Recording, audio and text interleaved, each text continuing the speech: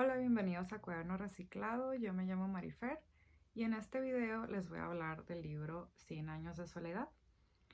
Este libro, si vieron el video pasado, se habrán dado cuenta de que es ahora uno de mis libros favoritos. Lo leí recientemente, en marzo, y justo después de leerlo hice una reseña escrita que está en mi página de internet, que voy a dejar el enlace en la descripción por si están interesados en leerla. Esa es enteramente sin spoilers. Pero bueno, quise hacer este video porque quiero hablar como de cosas alrededor de este libro, un poquito sobre su publicación, hablar en general sobre los temas y el estilo, y después sí voy a mencionar algunos puntos de la trama en los cuales pues voy a mencionar spoilers del libro. Por si no lo han leído, pues voy a avisar cuando llegue a ese punto, por si quieren detenerlo y si quieren regresar a esa parte ya que lo hayan leído. Pero bueno, de entrada, pues es uno de mis libros favoritos, así que lo recomiendo muchísimo. Y bueno, yo cuando me gusta mucho un libro, leo y veo todo lo que encuentre que hable sobre ese libro. Y para mi fortuna encontré en YouTube una serie de charlas que hace poquito terminó de dar Juan Villoro sobre alguna de las obras de Gabriel García Márquez, y una de ellas era Cien años de soledad. Voy a dejar también el enlace en la descripción porque están súper interesantes. Son dos pláticas de 2 horas cada una, entonces si son super nerds como yo, pues las van a disfrutar mucho. Justamente esas pláticas se dieron desde la casa donde Gabriel García Márquez escribió Cien años de soledad, que ahora es un tipo como centro cultural. Creo que esto es reciente. Eh, y ahorita, bueno, por la pandemia todo es online, pero pues digo, para mí, que yo no vivo en la Ciudad de México, pues es mejor porque tengo acceso a este material, y están sacando unos cursos de literatura súper interesantes que también igual voy a dejar el enlace del canal de YouTube por si lo quisieran revisar. Cien años de soledad fue escrita por el autor colombiano Gabriel García Márquez, quien ganó el premio Nobel en 1982. Este libro fue publicado en 1967 y pues es un libro muy querido no solo en Colombia ni en Latinoamérica, sino en el mundo, porque ha sido traducido a muchos idiomas y es ahora parte de, de listas de los mejores libros en la historia, hechas por distintos periódicos e instituciones. Es quizás la obra más representativa del realismo mágico, aunque no es de las que originaron esa corriente, la cual consiste en presentar elementos fantásticos en la realidad cotidiana. O sea, no es el foco de la trama lo fantástico, simplemente es un elemento más de la trama. A principios de los años 60, Gabriel García Márquez se muda a la Ciudad de México y es ahí donde escribe este libro. Cuenta la leyenda, aunque hay como distintas versiones porque al parecer a García Márquez le gustaba como, no sé, contar diferentes versiones como del génesis de este libro. Y pues dicen que iba él con su familia en la carretera hacia Acapulco y en el camino se le vino la idea. Creo que hasta se le vino, según esto, como la primera frase del libro.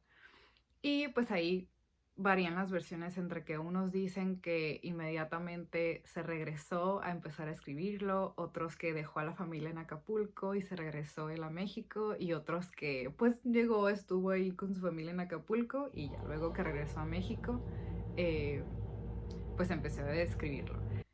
Al parecer tardó año y medio en escribirla, tiempo en el cual pues él no estaba trabajando.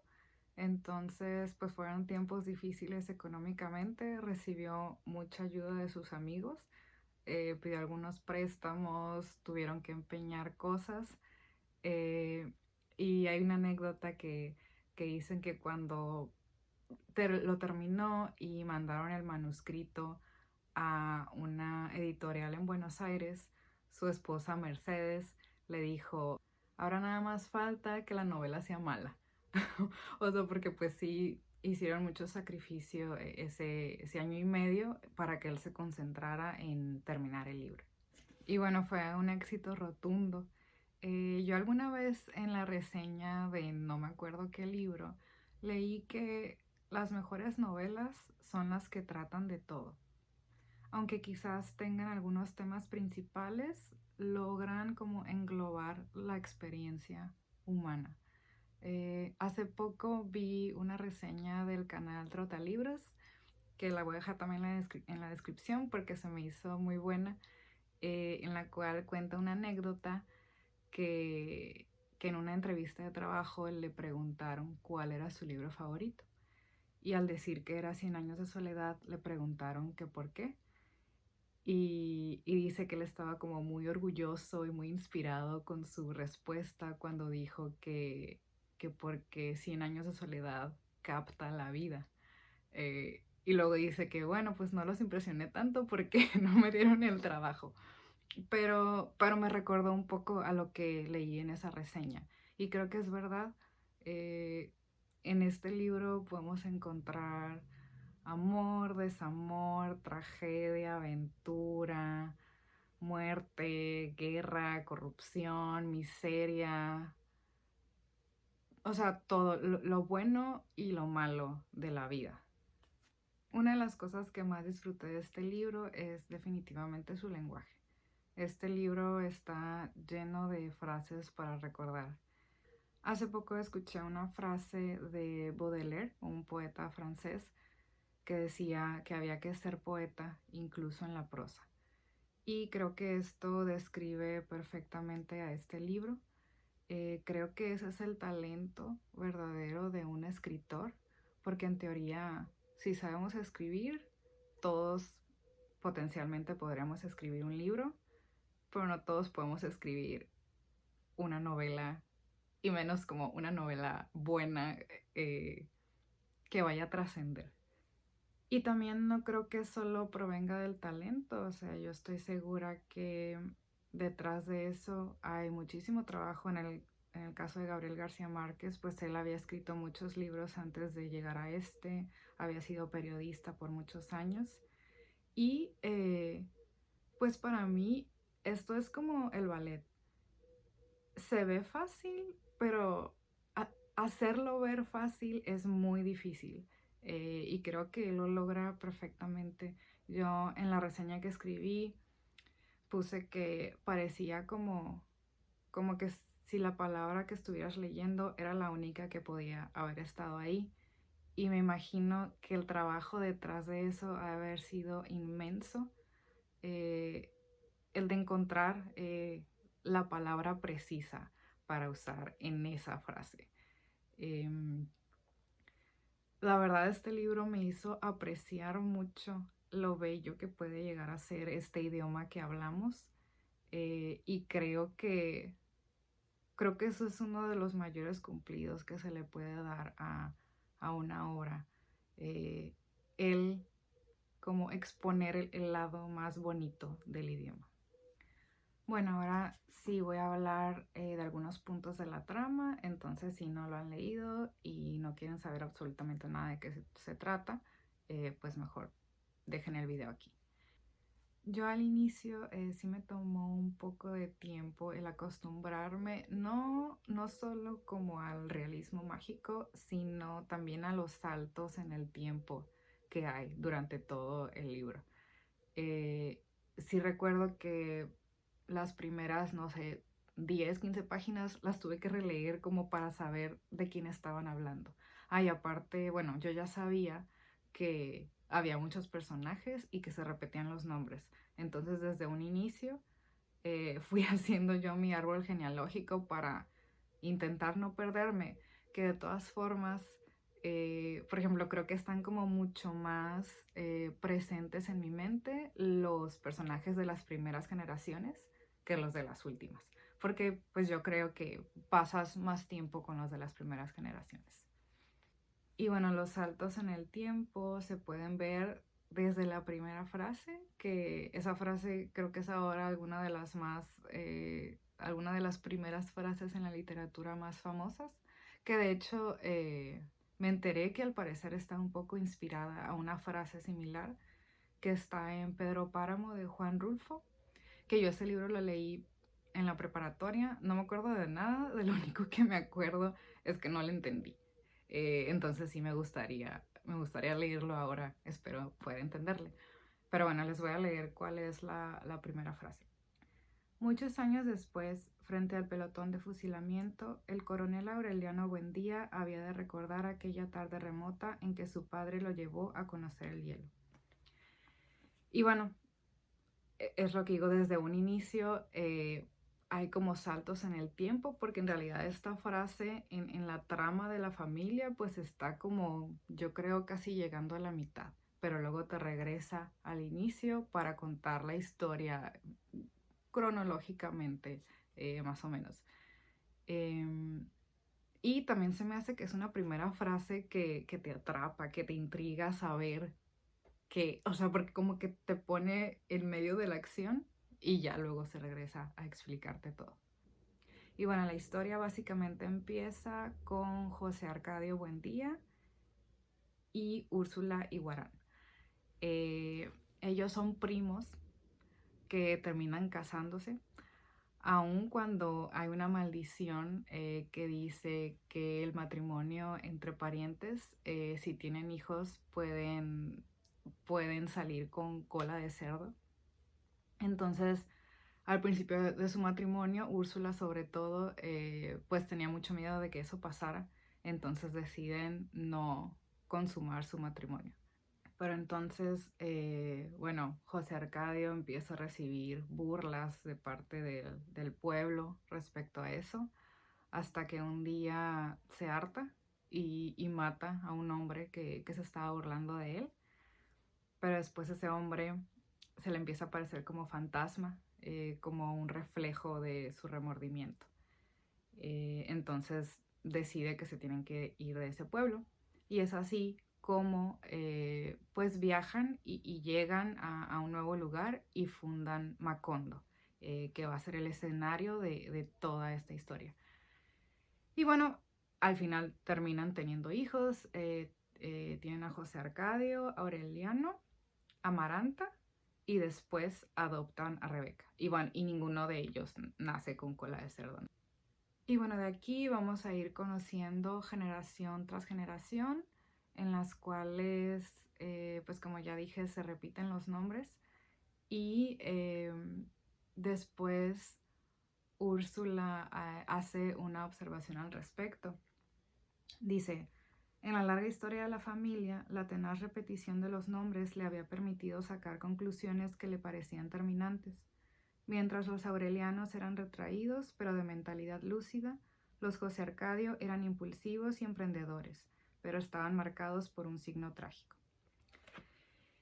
Y bueno, en realidad, pues este signo trágico y solitario es algo que vamos a ver que tienen todos los personajes de esta familia. Bueno, lo solitario como sugiere el título.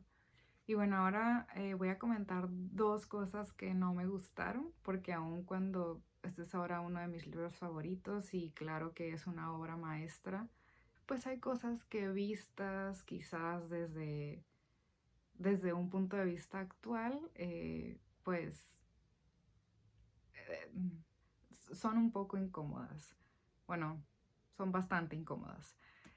Una, claro, es pues que aparece el tema de la pedofilia, sobre todo en la relación de Aureliano y Remedios.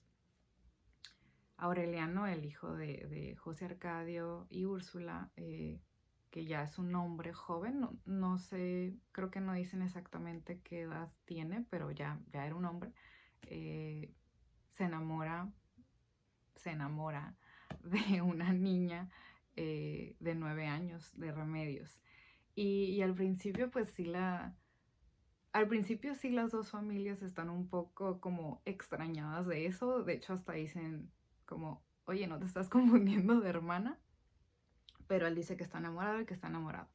Entonces al final se casan y bueno, Remedios no tiene un final feliz, se muere estando embarazada, pocos meses después de haberse casado. Pero, y lo menciono también porque creo que por lo que leí e investigué, pues es un tema que aparece en varias de sus obras. Pero me hubiera gustado que hubiera una razón. De hecho, hace poco yo vi una plática que hablaba sobre la representación de la violencia contra las mujeres en la literatura y la ponente dijo algo con lo cual concuerdo. Ella dijo algo así como, no es por ser puritana, o sea, la violencia existe y si la vas a mostrar está bien, pero dame una razón. Entonces creo que en este caso yo también se me hace que pone la relación de Aureliano y Remedios como muy romántica, pero en realidad nunca sabemos qué es lo que quería Remedios. Sí escribe que se veía muy contenta, eh, como muy entusiasmada antes de la boda y que luego al casarse se le ve hasta como realizada en su papel de esposa y ama de casa, pero en realidad nunca sabemos. Entonces tal vez no se sentía como, como lo que aparentaba. Entonces sí, esa parte la verdad sí me incomodó mucho y no la disfruté mucho. Y lo segundo, pues es el tema del consentimiento en las relaciones sexuales, porque aquí, por lo menos una vez o dos veces, diría yo, explícitamente y en otras menos, pero, pero hay situaciones en las cuales la mujer dice claramente que no, el hombre insiste hasta que la convence y terminan teniendo relaciones sexuales. Entonces es así como, bueno, ese argumento no ayuda mucho. Yo sé que igual la literatura no viene a educarnos, y a lo mejor es hasta más un reflejo de la educación del momento. Y también eso, que eso es un libro escrito en los 60, tampoco es hace tanto tiempo, pero, las sensibilidades cambian. Y bueno, lo menciono por esos dos factores, porque de un lado está el hecho de que este libro fue escrito en una época diferente y me parece bien señalar las diferencias de pensamiento de antes y ahora. El consentimiento creo que sí ha cambiado de los 60 hasta ahora, pero también señalar casos en donde tal vez el autor lo que quería hacer era plasmar un tipo de violencia, pero sin ningún tipo de reflexión. Entonces, para mí, eso yo lo vería como una falla. Pero bueno, esa también es mi opinión. Y bueno, García Márquez se inspiró mucho en su vida para escribir esta novela, empezando porque él dijo que quería escribir una novela eh, que reflejara la manera en que su abuela hablaba, en que su abuela le contaba a él historias. Y, y hay algunos como datos curiosos de que, por ejemplo, la hermana de él cuando estaba chica comía tierra, al igual que lo hace Rebeca en el libro. Y bueno, algunos otros que de hecho menciona muchísimos de esos datos en la plática de Juan Villoro que mencioné. Y bueno, y al mismo tiempo también se inspira en hechos históricos. Uno de esos es la masacre de las bananeras que pasó en 1928 en Colombia, en el cual la United Fruit Company, una empresa estadounidense que estaba en Colombia, bueno, los empleados de esta empresa se pusieron en huelga porque exigían mejores condiciones de trabajo. Y como no llegaban a un acuerdo, el ejército de Colombia se involucró y pues fue una masacre.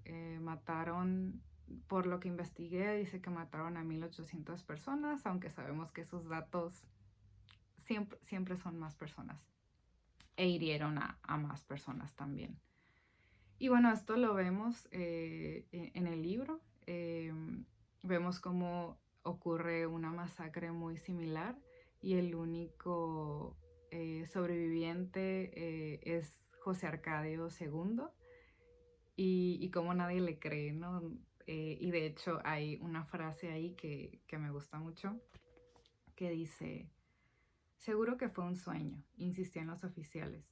En Macondo no ha pasado nada, ni está pasando, ni pasará nunca. Este es un pueblo feliz. Y pues creo que esa frase, pues muchos países nos podemos identificar con ese tipo de comentarios. Eh, Históricamente o en la actualidad, se me hace interesante que incluya también como una crítica política. Y bueno, el último aspecto que quiero comentar de la novela que me gustó mucho es una frase que dice un personaje hacia el final del libro, que tiene, el personaje en esta historia tiene una librería a la cual va de visita Aureliano Babilonia. En un momento de la historia, esta persona que tiene la librería se va de Macondo, pero sigue en contacto con Aureliano Babilonia y sus amigos. Y creo que en una de sus últimas cartas les escribe esto. Dice que en cualquier lugar en que estuvieran recordaran siempre que el pasado era mentira, que la memoria no tenía caminos de regreso, que toda primavera antigua era irrecuperable y que el amor más desatinado y tenaz era de todos modos una verdad efímera. Creo que esta es una de mis frases favoritas en todo el libro, porque creo que es una manera muy elegante y poética pues de decir una de las verdades universales sobre la importancia de vivir en el presente. La vida solo pasa en este momento y es importante no perderse en la nostalgia, porque aquello que extrañamos en realidad ya no existe. Y bueno, por último, quiero comentar cuál, en mi opinión, es como el tema principal de esta novela. Y creo que se ve reflejado muy bien en esta frase que dice Úrsula. Bueno, más bien ¿qué le sucede a Úrsula? Dice: y una vez más se estremeció con la comprobación de que el tiempo no pasaba como ella lo acababa de admitir, sino que daba vueltas en redondo. Y bueno, este libro, pues lo que vemos en realidad es el tiempo dando vueltas en redondo. En realidad son ciclos. Vemos cómo cada generación, ayudada quizás por el hecho de que hasta los nombres son casi los mismos, los vemos tener los mismos comportamientos y sobre todo cometer los mismos errores. Y para mí fue como plasmar una de las tragedias de la humanidad, en la cual